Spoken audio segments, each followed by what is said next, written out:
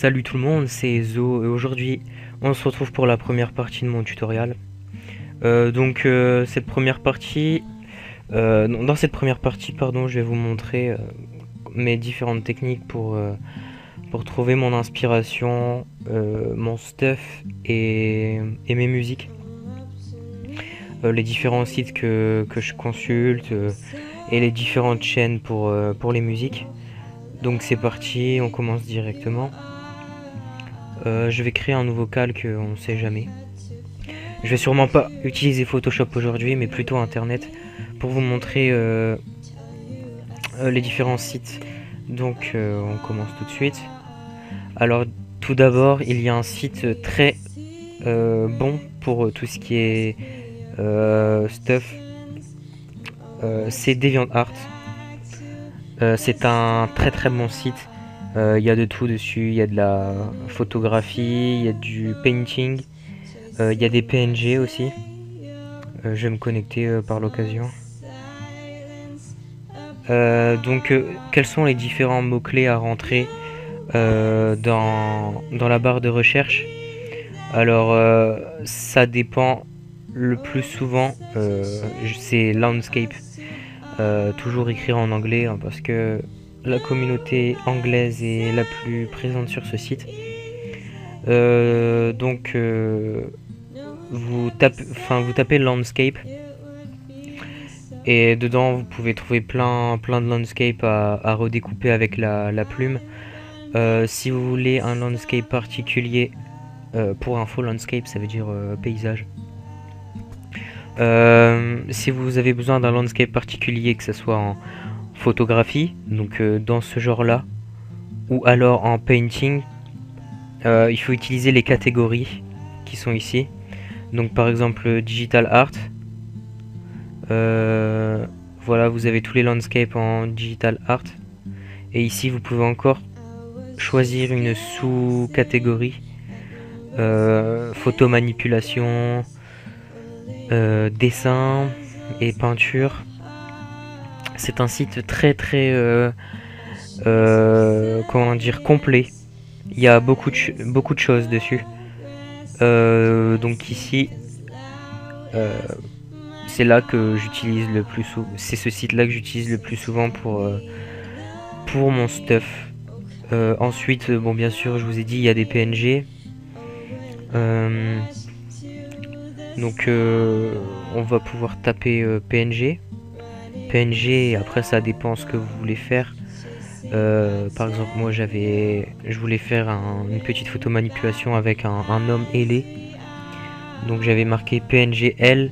Bon, après il y a certainement des choses qui ne vous plairont pas. Mais vous trouverez toujours votre bonheur sur ce site. Il y a plein de choses, vraiment plein de choses. Et c'est un très bon site. Aussi pour ceux qui cherchent un portfolio. Alors j'en profite, hein. Vous pouvez utiliser ce site là, alors soit en créant un compte sur DeviantArt, ou alors un DA portfolio. Donc voici le mien pour donner un petit aperçu. Et ici vous pouvez aller dans portfolio. Voilà. Ensuite, le deuxième point de ce tutoriel, c'était, alors stuff, c'est fait, inspiration. Alors l'inspiration, c'est quelque chose de très compliqué pour moi. J'ai réfléchi beaucoup à ce que je voudrais faire. Ça m'empêche même de dormir des fois.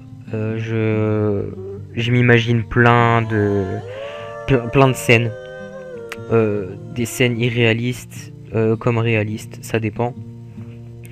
Un domaine, c'est-à-dire que ça soit quelque chose de catastrophique, de fantastique, ou quoi que ce soit. Faut vraiment avoir un esprit assez ouvert et une bonne inspiration. Ça fait un peu bête ce que je dis, mais il faut déjà avoir un esprit créatif et et de l'imagination. Alors souvent votre inspiration, vous pouvez directement la trouver sur les sites. Ça m'est déjà arrivé d'être en panne d'inspiration, mais vraiment de faire un tour sur le site et de trouver tac d'un seul coup un concept comme ça. Bon, c'est assez rare. Euh, Souvent j'utilise les objets qui sont autour de moi, comme par exemple j'ai en tête mon Looking for the Source.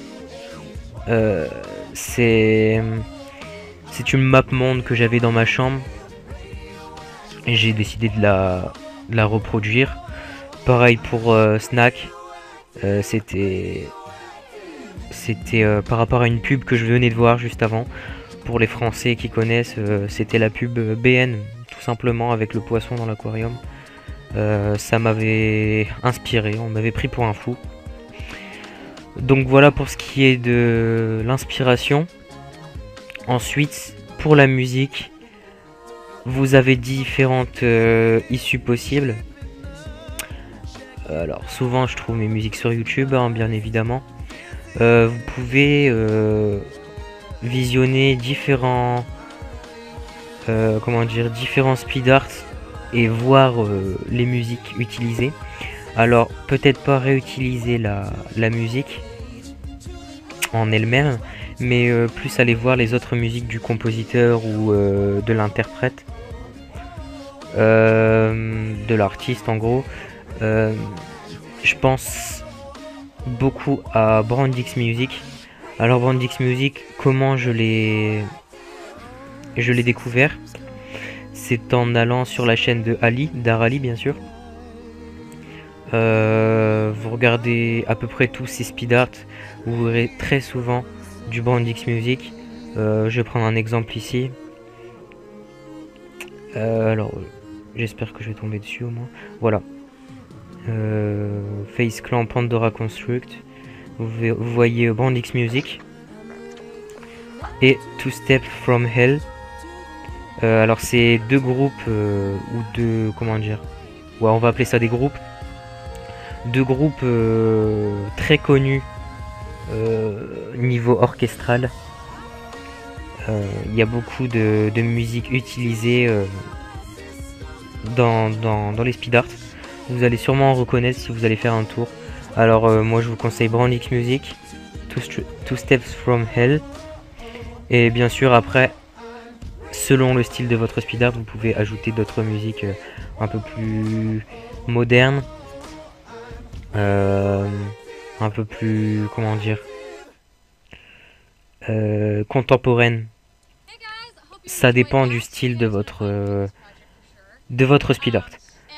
Donc voilà, la première partie de ce speed art est maintenant terminée. Je vous l'ai dit, ce n'est pas un tutoriel sur Photoshop.